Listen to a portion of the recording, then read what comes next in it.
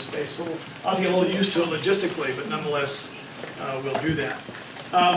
The subject, of course we lecture on lots of different things, and Mary Pat said that I've been practicing for 31 years, it's actually 35 since that bio was probably put together, so it means I have less hair and a little more gray, but nonetheless we're kind of getting there. Tonight's lecture is on mood, memory, and Alzheimer's. And the reason for those three topics is because they're all very much interrelated. Things that affect one are often the same things that affect the other. As we go through the evening tonight to give you some idea of what are those things that can cause changes or problems in those. We have one chair in the middle here if that helps you guys. One of you guys can have a seat if you want. One. All right. Yeah. There's one over here as well. Yeah. Can we bring All the right. chairs over here? Sure, if you want. Okay. There's one behind you as well, Dr. Springer. There you go. Thank you.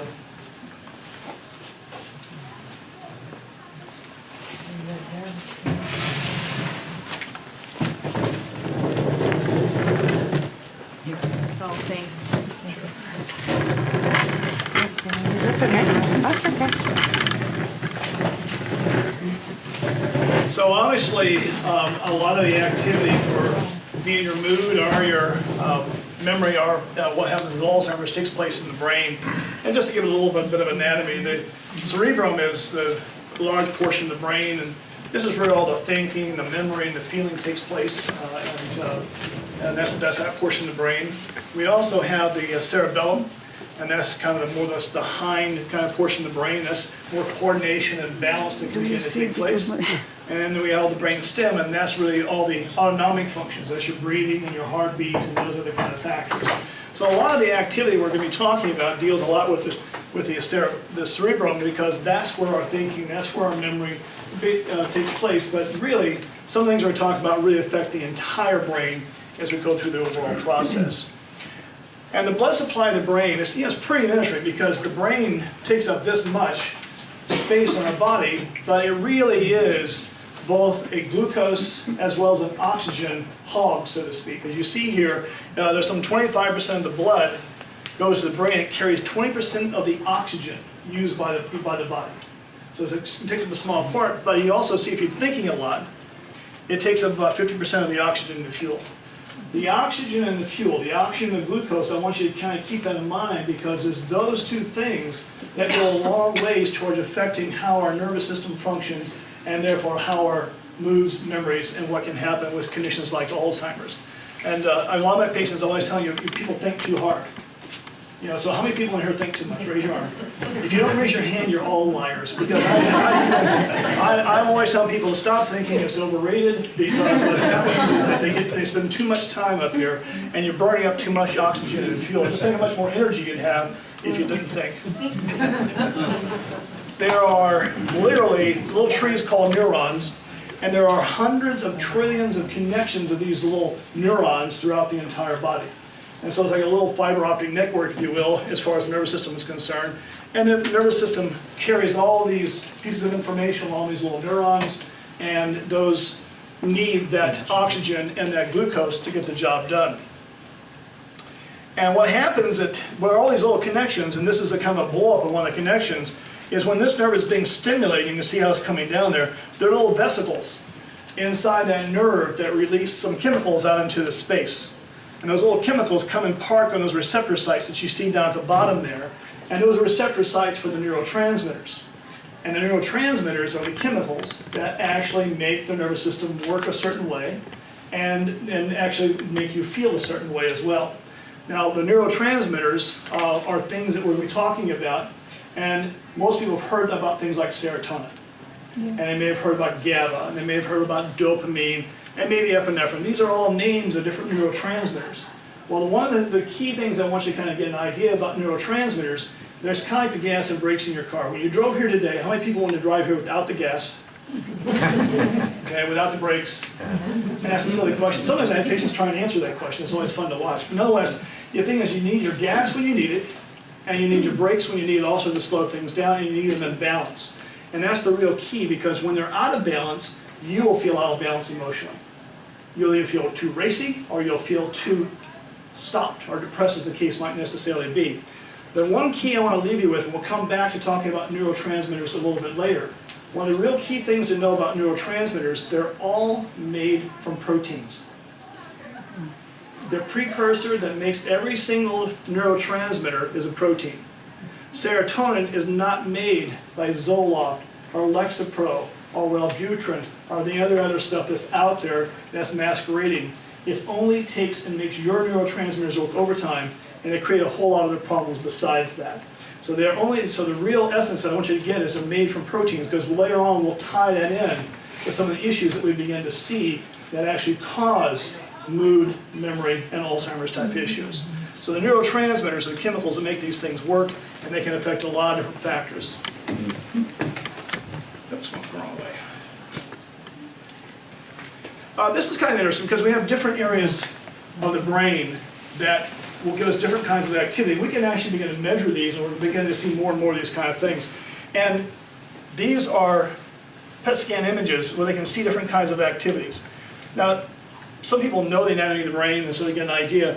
So if you were to say, looking at this picture here, now over here they talk about reading words, hearing words, thinking about words, and saying words. If you're reading words, what are you using? Your eyes. And so back here in the occipital area, that is where the visual cortex of the brain is located. So there are different areas of the brain that have different effects as far as the body is concerned. If you're listening to words, obviously you're using your auditory context, and that's going to be this area in the middle here. If you're thinking about words, all the thinking takes place in our frontal cortex up here, and so that activity goes up, and they have measured these as well. And last but not least, if you're actually saying words, that's where the motor area are, the ability to move muscles are really generated more and more.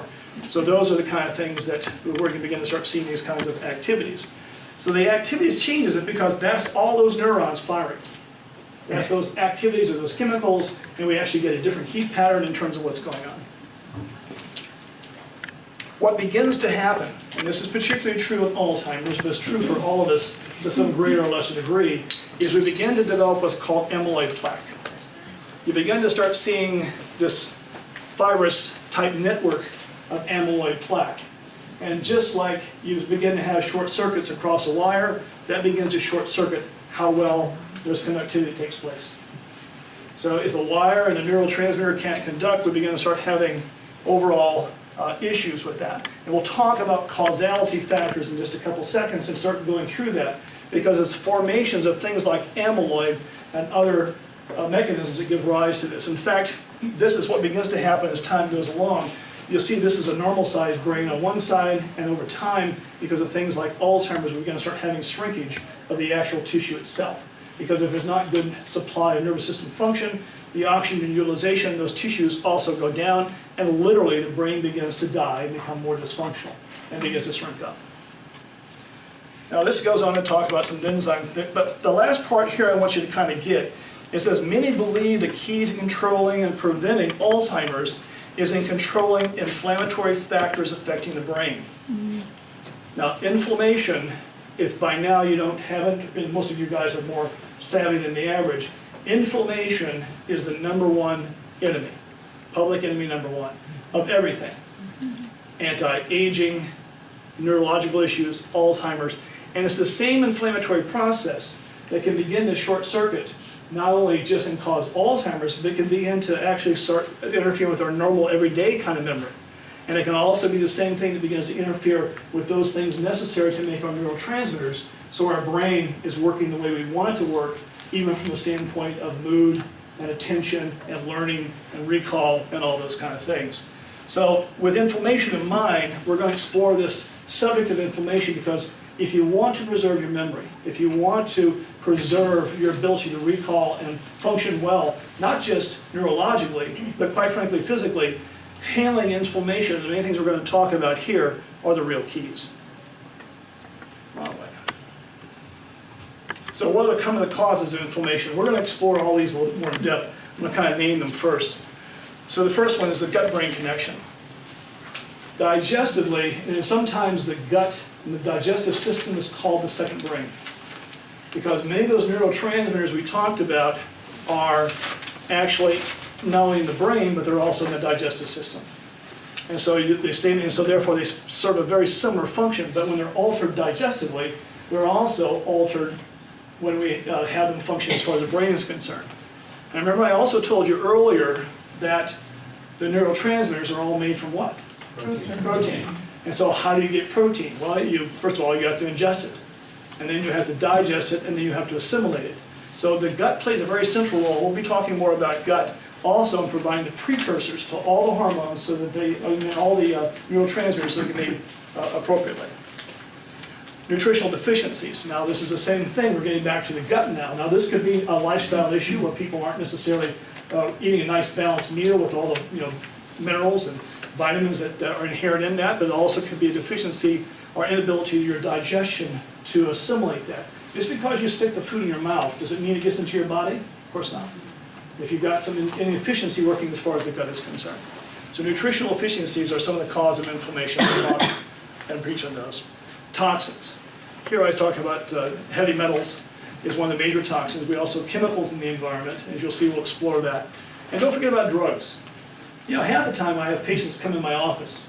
I'm looking at the drugs and different combination of drugs, and I always look at the side effects of these drugs because half the time, the reason not half the time, slight exaggeration, but a portion of the time, what the person's coming in for is actually a side effect of one or more drugs they're taking. Now, it's probably not applicable to this group, but the average senior citizen in Pinellas County is on 12 different medications simultaneously. My ER friend says, George, no two of these have ever been tested together, let alone 12 at one time. But yet these individuals are prescribed those things, and they all have side effects. How many people were in my cardiovascular lecture a few months ago? Yeah, and I think many of you have been surprised to learn that many of our cholesterol drugs and some of our blood pressure medications actually cause cognitive decline. There was actually a physician quoted in the Wall Street Journal says Lipitor will make you stupid. Lipitor people didn't like that. But research has shown if you've been on a statin, be it Lipitor or otherwise, it causes a cognitive decline after 5 years. Medications are one of the things you have to pay attention. I only say this because, unfortunately, that's the status of conventional medicine. I'm not faulting conventional medicine. All your doctors you go to are practicing the best conventional medicine they've been trained. Unfortunately, since the 1960s, that means symptom drug relief orientation. It's always a symptom relief orientation and not getting to causality. They're trying to manage symptoms and not to get to cause. So everything we're talking about tonight are the causes of inflammation and trying to get to the cause of some of these things. Kind of got off on drugs, didn't I? Microbes and particularly viruses. Microbes of any sort. More people know about inflammation from bacteria, but viruses are pretty rampant. They're doing a little bit of a job on television. How many people are frightened to get shingles? No one, well, first of all, I shouldn't say frightened, but the thing is, no one wants shingles. It's a painful process. But on the television, boy, they really make you scared. For us guys, they got Terry, who's football players on television? I don't know, he's a football quarterback. Oh, he's Bradshaw, yeah, Terry Bradshaw. He's even whining about how much it hurts and all that stuff. So, anyway, viruses can play a role. We'll talk about that. And decreased oxygen. We'll talk about all the different factors. We all know, how many people here get by without breathing?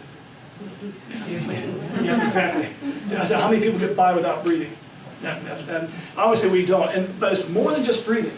How we get oxygen, not just into our lungs, but how we get transported around the body, plays a huge role. Remember we talked about how the nervous system needs oxygen. It uses more oxygen than any other part of your body. So subsequently, oxygenation of your body is an important process. So we're going to try and touch on most of these in this process. So I want to talk about leaky gut. Leaky gut is getting a buzzword. I've been doing this for 35 years. Everybody talks about leaky gut. A lot of people have leaky gut. You read online about taking leaky gut, 2 years to get better. We fix leaky gut in 6 weeks. And we do that because there's an entire protocol from beginning to end that gets that done. But I want to touch on it because 80% of your immune system is in your gut. There's a thing called gut-associated lymphatic tissue, and 80% is located in your digestive system. And so if your digestive system is compromised by what we have with leaky gut, then we're going to have a compromise in terms of your immune system. And i.e., when I say immune system, think inflammation. So what is leaky gut? So basically here we have a digestive system. Here's the intestinal lining and all the little cells. And here we have the bloodstream. And so what we have is that we have the ability, unfortunately, under normal circumstances, you back up one. Normally these cells are side by side. They're side by side and they have what's called tight junctions.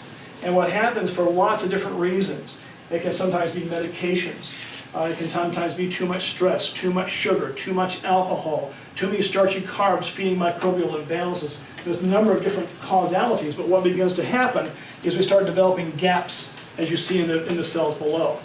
And the gaps between then allow for the passage of materials from the inside of your digestive system getting into the bloodstream. So we have this illustrated a little bit better here. So what happens is these particles get through, and when they do, the immune system attacks those particles, and it results in inflammation. If it happens to be your brain, you actually can have neurological inflammation that begins to occur from actually foods and other microorganisms getting across into the bloodstream.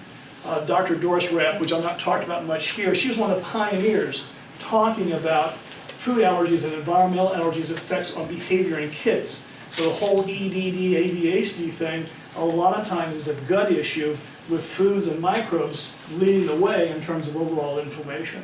And so that's part of the overall process that we see. So the nutritional issues, fatty acids, I want to touch on because fat has gotten a bad rap. These are getting into different foods. Fatty acids are good fat. I mean, people think fat's bad. We finally have gotten beyond that. Now, not all fats are created equal. We actually don't want to eat a lot of hydrogenated fats. Everyone knows that hydrogenated oils are bad. They call them trans fats. And so we want to avoid those. But here we're talking about primarily omega-3s and omega-6 fatty acids. Omega-3 and 6 fatty acids are what we primarily find in different kinds of nuts and seeds, omega-6, and then things like flaxseed and fish oil. We begin to start having as far as the omega-3s are concerned. There's a lot of discussion, some people ask about flax versus that of fish oil. Fish oil, it begins the pathway a little bit lower than where flax does. Some people can't convert the flaxseed omega-3 into the final form because they're actually missing a certain enzyme. And some people are what was called poor methylizers. But these are B vitamin issues that people can't do. So some people want to try and avoid fish oil because of their contamination. Fish oil you should have molecular distillation. The fish oil you're going to have over here in Nature's Food Patch, they will have gone through a molecular distillation, so they take all the PCBs and the heavy metals and all the crap out, so that you don't get those toxins. If you happen to get it from Costco, and I have nothing against Costco, but I buy my toilet paper there, but not my vitamins. The thing is that you're not necessarily know what you're going to be getting when you do that. B vitamins. B vitamins are very important. We burn up our B vitamins with any kind of stressful situation. B vitamins are essential. If we don't have B6, just as one little, it's involved in 300 different metabolic processes in the body. So a B6 deficiency is part of that. But I bring up specifically B12 because B12 is something that a lot of my vegetarian friends are deficient in. And if you have bowel issues, digestive issues, B12 is not absorbed very efficiently, or the bacteria that will normally help make some of the B vitamins are also deficient. B12 can cause a certain level of dementia and delirium all by itself. So, one of the first places I always tell people to do if you're starting having some memory issues, make sure you're eating right, and certainly watch and look at your B vitamins. Minerals, particularly potassium. Potassium is a major mineral that allows for exchange across the cell membrane. Again, this is going to be in fruits and vegetables. A lot of times my friends are not eating enough vegetables, particularly. I'm not talking about vegetables, I'm not talking about corn and potatoes, I'm talking about the green leafy kind of vegetables. Because that's where you're going to have higher concentrations of potassium, your B vitamins, and some of those things that we talk about. But potassium is one of the major things that helps calm the nervous system. If you've got high blood pressure, potassium helps bring it down. And it's just although we get some in our diet, we need to get more. And that's usually the biggest thing. And don't eat a lot of bananas. That's not a good solution. Bananas have way too much sugar as a potassium source. Sugar, as you'll see a little bit later on, is one of the things that actually promote inflammation in our body. So that's one of the things we have to be a little bit more cognizant about. Antioxidants. First of all, what are antioxidants? What happens is we produce these things called free radicals. And free radicals are a normal part of every process. If we exercise, we produce free radicals. If we go in the sun, we produce free radicals. When we eat, we produce free radicals. And what a free radical is a chemical compound that's missing an electron. And it's out of balance. So it's like a little psychotic compound. And it goes around and it promotes inflammation. And so the way you quell those antioxidants is you find things that have an electron to give up. So it sells them out. And all these things that are called antioxidants are things that have free electrons to balance these out. So people know about what are some of the antioxidants? C, E, selenium, the list goes on. Glutathione is primarily, I put this down because glutathione is one of the primary antioxidants, not just for the body in general, but it really helps protect the liver and is really, really important for brain health. And glutathione is something, reduced glutathione is something you can get in the pill form as well, and it's something that is an antioxidant, particularly trying to really protect and or improve neurological function. You would want to pay attention to the glutathione levels as well. So antioxidants are nutritional issues that we'll sometimes want to pay attention to. Iodine is, most people know about iodine and thyroid. Iodine is in some of our foods, but it's very deficient in our foods. That's why they put iodine in salt years ago, so we keep people from developing goiters. But what happens still today is that most people are not eating table salt. Most people know that it's not so good, so more and more of us are eating things like Himalayan salt or Celtic salt, but it doesn't necessarily have the iodine. And we're seeing higher levels now of thyroid. I see thyroids all the time coming in, and a lot of times it's just an iodine type deficiency. Now, what has this got to do with memory? What has it got to do with moods? Well, obviously, if your thyroid is off, you get sad. Hypothyroid makes you kind of sad. But if your thyroid is also sluggish, it affects your memory. It affects your ability to recall. So when people come in, they're complaining about memory. Thyroid is always one of the things we got to pay attention to because it can make us very sluggish cognitively, and it can also have a direct effect on us, our feeling of, our sense of well-being, and even our energy, our motivation. There's a lot of things that go into thyroid function, and iodine is a nutrient that unfortunately is all too often very deficient. And proteins. Why proteins? Because you are protein. All your ligaments, all your muscles, all your connective tissue are proteins. All your enzymes are made from proteins. The things that act as catalysts are made from proteins. And we talked earlier, that even all these neurotransmitters, as they relate to your nervous system function, are made from protein. Now, that's not to say you can't get, some people say, well, does it mean I have to eat animal protein? The answer is no. You can get protein from vegetable sources. But it's more difficult to extract those because they're bound up with fibers many times. People who are doing a plant-based diet have to be more cognizant of eating their nuts and seeds. And if they're going to eat those, they need to soak them. Because what happens, there's enzyme inhibitors in the nuts and seeds. Unless you soak them, they will not be digested efficiently. They sometimes will use beans as a source for protein. The problem with beans is two things. They have a problem with lectins. Lectins are kind of like gluten in beans. They're a gastric irritant for a lot of individuals. They also have phytic acid, which can block mineral absorption otherwise. If you will soak the beans for 6 or 8 hours and then cook them for 3 like Grandma used to do, then you cook all the crap out of the way. I use that word a lot, that offends anybody. The thing is that the beans are something that still have a good source of protein, but they're a starchy source. So animal protein, it goes in much quicker. Eggs are one of the best sources of protein. Who's worried about cholesterol? Raise your hand. Yeah. There's a book called Cholesterol Hoax by Shelly Rogers. Read that book, you won't worry about cholesterol. The thing is, cholesterol has really been, there's some of the countries across the world who have the highest cholesterol levels, like per capita, have some of the lowest incidence of heart rate, of heart disease and heart attack. Half the people who die from heart disease have normal cholesterol. So cholesterol is not a one-for-one correlation. It's oxidized cholesterol. How do you oxidize cholesterol? Inflammation. So now we're back to the same phenomenon. So yes, cholesterol can be an issue, but it's not the same, it's not the major thing that everyone's out there really concerned about universally. So the perfect diet, there is none. There's no one size fits all. Can I get the idea here? So the thing is that when people say, well, what should I eat? Should I do the paleo diet? Should I do the ketogenic diet? What kind of diet do I necessarily need to do? So one size does not fit everyone. pH plays a role and in terms of overall things, because obviously if you're too acid in terms of your diet, that actually puts a big strain on the body from an inflammatory type standpoint. What foods produce acids? Well, for the most part, those are going to be grains, and your meats will produce acids. Well, and so will sugars, because it's very inflammatory as well. So grains in particular, unfortunately, you get more bang for your buck with your meat than you do with your grains. So grains actually cause a lot of inflammation, but they don't necessarily provide as much in the way of nutrient value. And so I always let people know that eating higher grains can be problematic if you're trying to really keep your pH lowered. Sugar, everybody knows about sugar these days because sugar is just, and people tend to eat it too much. The problem with sugar is it's very, very addictive. How many people heard the story I think it was last year, it was all over the news. They were doing work with the rats, and the rats were as addicted to Oreos as they were crack cocaine, literally. So it has a lot to do with the chemicals that take place. We actually get some endorphin and dopamine release from sugar, so it's very reinforcing. But sugar is extremely pro-inflammatory. It feeds all the bad bugs in your gut. And then the cascade effects it has on some of your insulin, which is very pro-inflammatory. We need insulin to get sugar inside our cell, but it's very pro-inflammatory. So sugar is one of those things that you need to work more and more to get out of your diet. It doesn't mean you can't have any.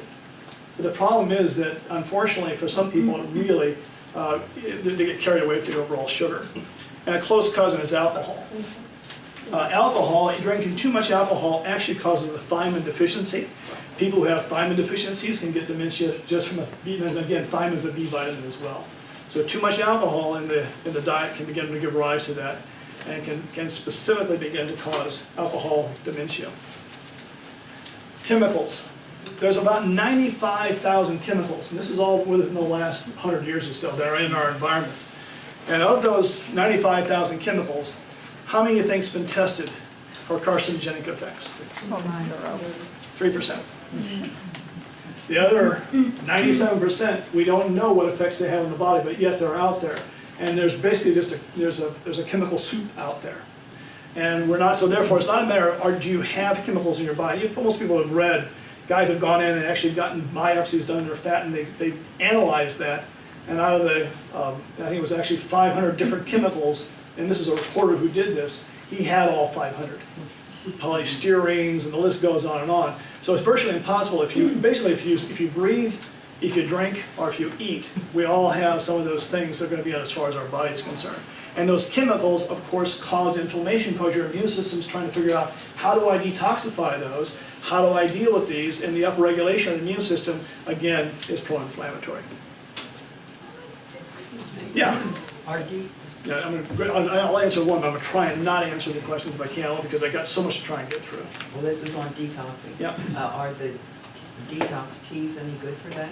Partially. Let's say that to the end. We'll come back to some of them yes and some of them no. So, Okay. I just want to give one example. How many people have carpet in their house? After you read this slide, you may not. Carpets, unfortunately, unless you get something that's specifically very low and very natural, this carpet alone has about 200 different volatile chemicals that can be released. And when you get a new carpet into the house, those chemicals are the freshest, obviously. And it can give rise, and so they tend to outgas. But that's true of a lot of building materials. A lot of building materials are used with formaldehydes and different kinds of plywood that are laminated together with different kinds of glue. And all this crap comes out into our environment and we begin to breathe it in. Just know this, that if you can smell something, if you have a smell of a chemical or new carpet, or how about the new car smell? How many people like the new car smell? Yeah, new car, yeah, it's called bromide. Right into your lungs, bromide displaces iodine, messes everything up. Anyway, so those are all chemicals. And of course, many of these chemicals are xenoestrogens. I don't have a lot of time to get into that, but xenoestrogens are estrogens that are released as chemicals that act like estrogens. And for women, what that means is it adds to your estrogen load. Women already have too much estrogen. That's how we get breast cancer and uterine cancer. We can have a problem just in your own body, let alone getting from the outside source. So these chemicals are a problem.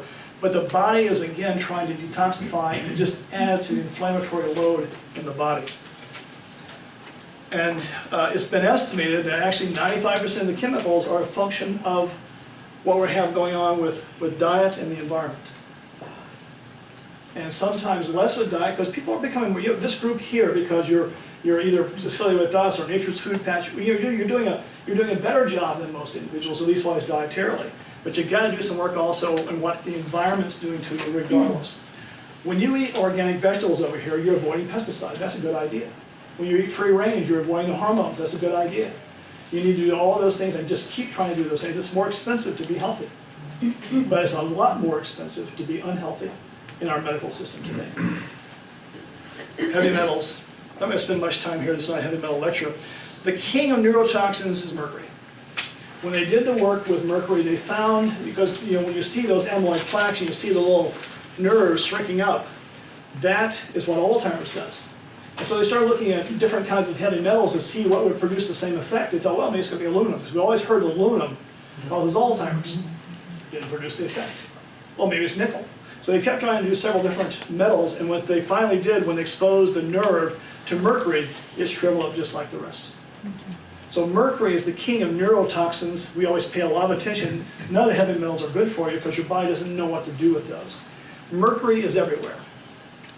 So where are the sources? Amalgam fillings, everybody knows about the metal thing. Do you have a silver filling in your mouth? That filling's outgassing. You're getting mercury into your body from that filling, chewing, hot liquids, those kind of things. Fossil fuel plants. What happens is the mercury goes up from the fossil fuels. If you look, you can find maps of all the places that use coal. Coal has mercury. Mercury goes into the atmosphere.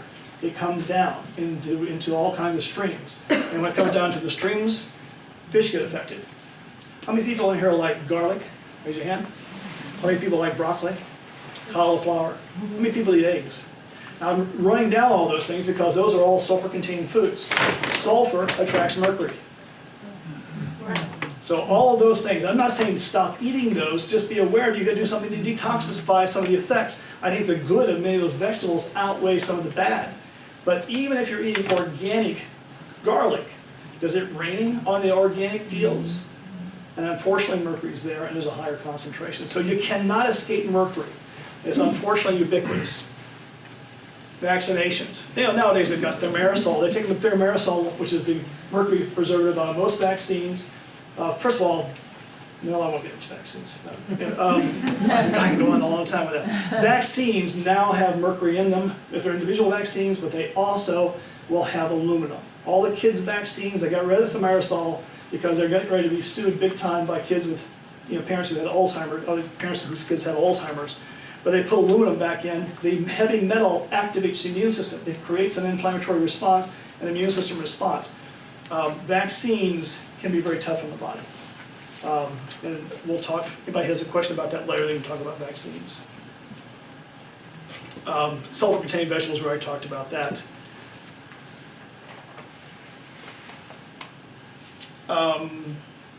Yeah, but this is all the fact that mercury slows down all those things. So heavy metals.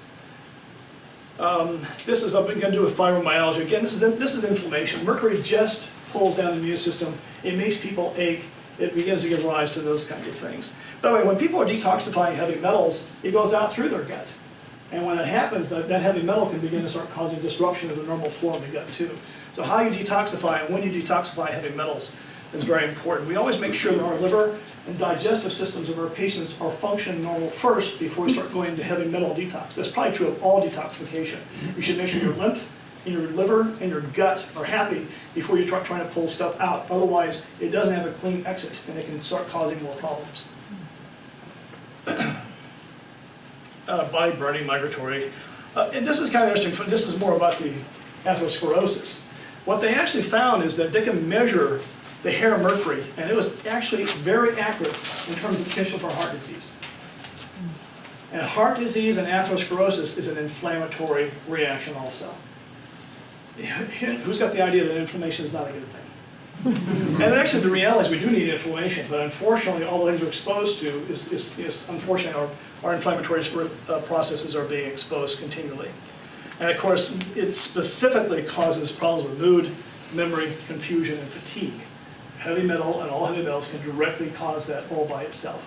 I'll never forget, I have one individual, and I share this only because I want to let you know, I'd almost given up on this guy. He came to me, he was a retired pilot. His wife had to drive him to the visit, and every time he came for the first 3 or 4 months, it was a new visit. He didn't remember seeing me, he didn't remember being there before, and they were convinced that it was the heavy metals. And we found a fair amount of heavy metals, and so we've guided him through his heavy metal. And I'm telling his wife, I'm not sure this is just heavy metals. We may actually have some other cognitive decline as part of the process. She said, well, yeah, I know, but we've got the heavy metals, can we just keep on going? Absolutely. Well, another 3 or 4 months goes along, next thing you know, we start having conversations. He remembers being there. And it so happens I knew some of the pilots that he knew, and so we started having a conversation. It took over a year of working with his heavy metals, but by the end of that year, he drove himself there, he remembered being there, and he totally recovered. And it was heavy metals causing that much profound. So my lesson there is you never know what it can do. I probably should tell the story now before I forget. A lady recently, she'd had a stroke, and she was going downhill very much. She was actually, when I had a conversation with her, it's like, I said, well, how are you doing today? Yeah, Mars is a nice planet. And so that would be that kind of conversation where there was no connection whatsoever. And she went and got some hyperbaric oxygen to improve things, and I saw her just recently, and she's back, totally back. Because oxygen plays a role. Oxygen is very important for nourishing our body. And we do a lot of oxygenated therapies at our clinic with ozone and some of those things. In her case, she did hyperbaric, which was quite good for her.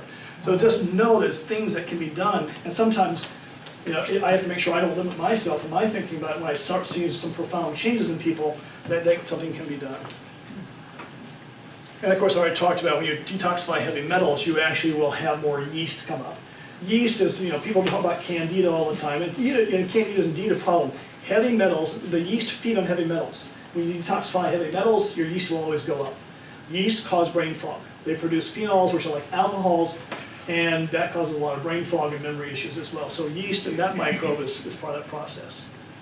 I just listed these drugs down here. I don't, because I can go on all night about this, but if you see up here any classification of drugs, just about all of them, they can give rise and cause toxicity effects, and they all have different side effects, and some of them cause bigger issues than others in terms of memory loss and cognitive function. So I'm not going to spend much time going over that. Microbes. I put up specific microbes. Herpes virus type 6. The only herpes most people know about is herpes 2. That's the genital herpes, no one wants that. However, herpes 6 is a chronic fatigue virus. I find it very, very often. Herpes 6 is a virus, the only way people know it is a lot of times they're very fatigued, they can be quite exhausted with this, much like Epstein-Barr and some of these other viruses. But this particular virus likes to get across the blood-brain barrier. Herpes 6 virus has been associated with things like MS. We're also seeing these viral infections also being associated with different forms of dementia. So these can be evaluated. They're DNA viruses. We cannot get them out of your body, more like the chickenpox virus, but we can make them dormant so they don't just keep causing issues in the body. So be aware that viruses can be part of what's there. And one of the things, and of course here's yeast and molds, we talked about that a minute ago. One of the things, if this seems like a lot of information, it's because it is. There's a lot of different things that I'm throwing around here, so I want to make sure just, a little bit of the seed begins to, because there's a lot of inflammation that's caused by all of these things. And for any given individual, which ones apply, that's the real key. To be treated individually to see what applies in your situation. If you want to preserve your memory, you want to preserve the good cognitive function, and preserve good health, all of these things can cut across in a number of different areas. Mycoplasms are things that can't make up their mind between being a bacteria and being a, but these are quite prevalent sometimes in home situations. We can begin to get exposed to these, and they can overgrow and cause a lot of neurological issues. Lyme disease. Lyme disease is a spirochete. Syphilis is a spirochete. They're very similar organisms. And Lyme disease is obviously spread by ticks, but now we're beginning to start seeing other vectors like mosquitoes and those things. Unfortunately, Lyme disease will be one of those things that will be able to be spread through saliva and sexual contact in the not too distant future because the organisms begin to change. Lyme disease is something, and this causes a tremendous amount of neurological issue. It's a tremendous political football right now. We treat Lyme all the time, but just suffice it to say it can cause tremendous neurological issues for individuals. And so it's no longer, were you bit by a tick, do you have the signs and symptoms? And the testing is getting better for being able to identify it. But just be aware that neurological things, that's one of the things on our differential diagnosis. If someone comes in with neurological issues or dementia, we have to make sure that Lyme is not part of the picture. Circulation ischemia. This is important because now we're into oxygenation. So if you have something as simple as anemia, now a lot of women when they're having their menstrual cycles early on, they can have anemia issues. But if they have B12 and folic acid deficiencies, now we're back to B vitamins, they can be anemia. Well, what is anemia? That means the inability to carry oxygen to the body properly. Either not enough red blood cells or not enough iron to do that. Does that affect the nervous system? Well, the very first slide we found that it does, because that nervous system, those nerves, and all cells of the body need oxygen. But the brain needs a lot more. So when you start having anemia, that's an oxygen deficiency. And long-term oxygen deficiencies are what cause decline in all tissues. So one of the things that's important is I always put out here breathe and exercise. Just to remind you that one of the quickest things you can do, for a second here, take a deep breath, really deep all the way to the top of your lungs. Do it again. I tell people to do that 3 or 4 times a day. Take 30 seconds, take a minute, take some nice big deep breaths, and let them all the way out, because that'll be probably something, because everybody breathes shallow. When you breathe deep, you kick in the parasympathetics, that's the nervous system that kind of chills you out. When you're breathing shallow, that's cortisol, that's stress. We have a slide where we're talking about stress. Very important part of what goes on in the body. But when you take a nice big deep breath, you kick in the parasympathetics. And you're oxygenating your body better. So, and then when you take, and I say exercise, you don't have to jog, but if you just walk. And you're walking enough that when you're trying to have a breath, you let out a breath talking to the person next to you. That's getting your heart rate up a little bit, getting the oxygen going. Oops, wrong way. Blood viscosity. If your blood's too thick, you can't carry stuff. Fibrinogen we find in our blood tests. There are different factors that thicken up your blood. If your blood's too thin, thin blood is good, healthy blood.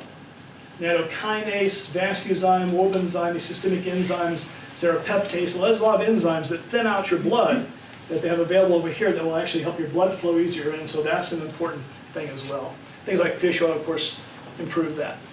Arteriosclerosis and PAD. People, if you've got atherosclerosis, you've got hardening of the arteries, or if you have peripheral artery disease in your legs, that inability to carry blood around the body, of course, is decreased oxygen. All of that begins to start causing cognitive decline. All right, cortisol. Public enemy number 2.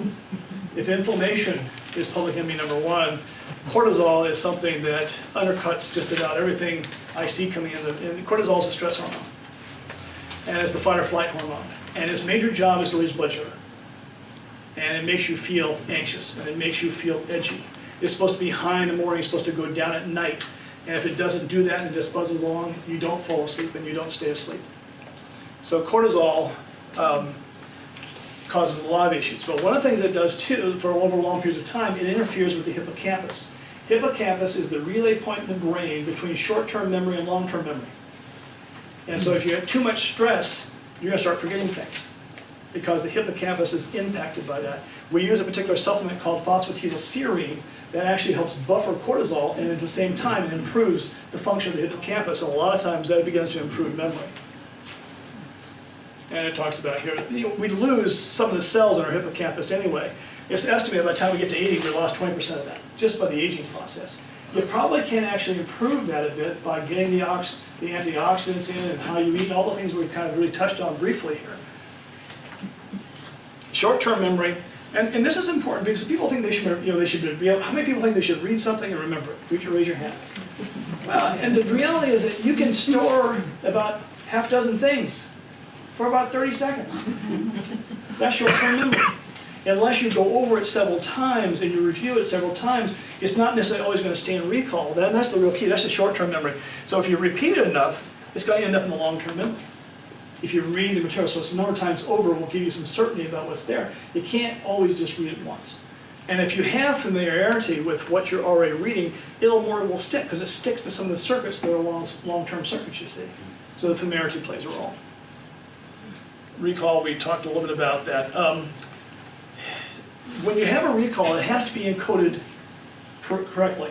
How many people come in the house and boom, they're running around, and you go, oh, where's my keys? That's never happened anybody here. What happened is this, is you came in, you pop them down because you're somewhere else. And there's no way that got encoded in your brain about where they are, because you're distracted. And that's what happens a lot. A lot of individuals got so much crap on their plate. They're in 10 different directions at one time, and they're dispersed all over the place. That's a memory issue. It's not really a memory issue. It's a distraction issue. They're too busy with life to be able to focus and to be conscious. To some degree, all those different things pulling in 1,000 different directions make them somewhat unconscious because they're mesmerized by all the crap they have to do. So actually simplifying and then trying to be conscious about where do you put your keys and those things. So getting more conscious and not just kind of doing it in despair will help you a lot with you not thinking you're going somewhere with your mind. And of course we talk about distracted.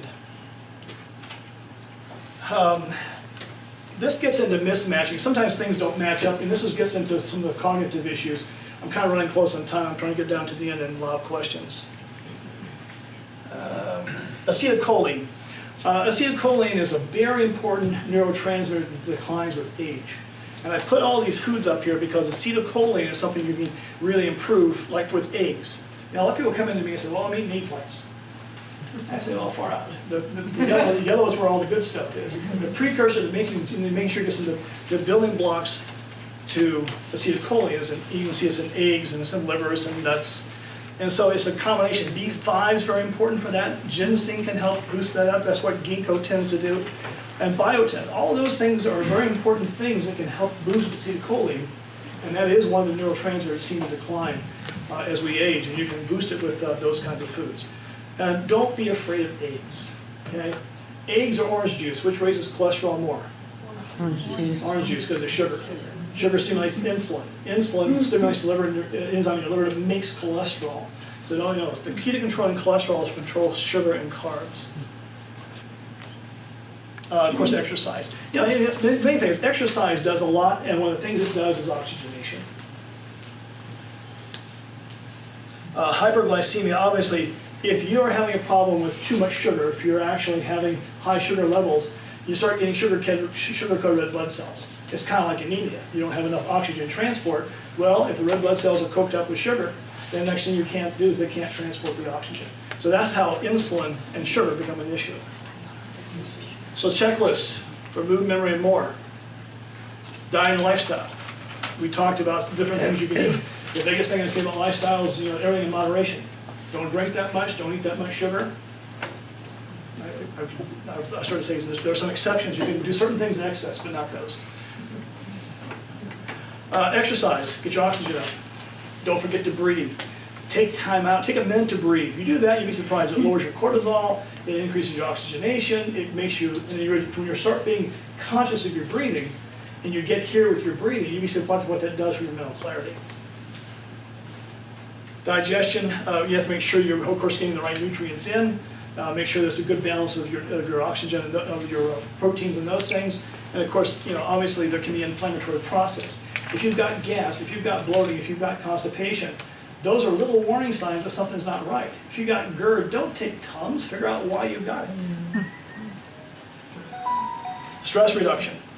That little exercise I gave you a second ago, sometimes I have people actually close their eyes, put their hands on the lap, and actually as they're breathing deep, put their attention on their right hand, and put their attention then on their left hand, and put their attention on their foot. And what that does is you're breathing that process is that gets you out of your head. Anything you can do to get out of your head a bit and give your brain a little bit of a rest, both cognitively and emotionally, is really helping reduce stress. When you take a walk, do not solve all the global problems in the world. Notice that there are trees, notice that there's grass, notice that there are birds. Be where you are, and you'd be surprised what that does in terms of helping reduce your overall stress. Cardiovascular, this is getting back to make sure your heart is pumping the right way, make sure your vascular system is healthy. We have a lot of systems at the office that allow us to evaluate, are your arteries healthy, is there enough elasticity, are you getting a good blood flow? That is important to know. As we get older, unfortunately, we have to make sure that's not breaking down. Toxicity is a big factor, heavy metals. Everyone in this room has heavy metals.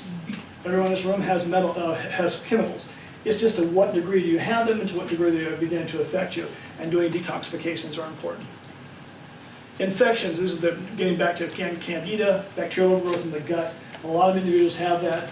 Viruses are variable. A lot of people have viruses on a subclinical basis or they're dormant. It doesn't mean you have an active virus. When they're active, that causes problems. Some of the infections, by the way, are things like dental. Do not ignore dental issues. The bacteria that can grow in your teeth, cavitations in your jawbone, are really toxic to the body. They can get everywhere. So cell infections, particularly the mouth, really need to be addressed and addressed by good biological dentists. We have a couple of great guys here in town. Our office has those people on line if you ever want to know who we would recommend from that standpoint. I forget there. Oh, well, the nutrients, we're talking about neurotransmitters, of course proteins. Protein, you have to get adequate protein, eat protein at least 3 meals. A lot of discussion about how much protein you need. Protein for neurotransmitters is one thing. If you want to maintain your lean muscle mass, which as we get older we need to do, there's some research that came out that says that you need to get 30 grams of protein per meal in order to stimulate muscle synthesis. That flies in the face of all the stuff we know about most protein, but this is a protein researcher out of Northwestern University, 30 grams of protein per meal. I'm getting the high sign I'm done. What do we have here now? Oh, this is Sherlock Holmes. I consider a man's brain originally as like an empty attic, and you have to stock it with such furniture as you choose. So make sure you be careful what you put up there, as long as so much room, in other words. So here we are at LifeWorks. You guys have been to our office. We'd be glad to help you. I'm not sure who's around tonight to talk about. If you decide you want to come see us, we'd be glad to help you with that. What I'm going to do, I guess, do I have time for questions, or am I done? No, you can take personal questions, All right, yeah. good. So what I'll have to do is have opening up. You guys can come up and I'll ask to answer the questions individually. I'd be glad to for you. Sorry I didn't have enough time, but I'm trying a lot of stuff to try and really cover the whole gamut. So hopefully this was informative and helpful for you. Thank you.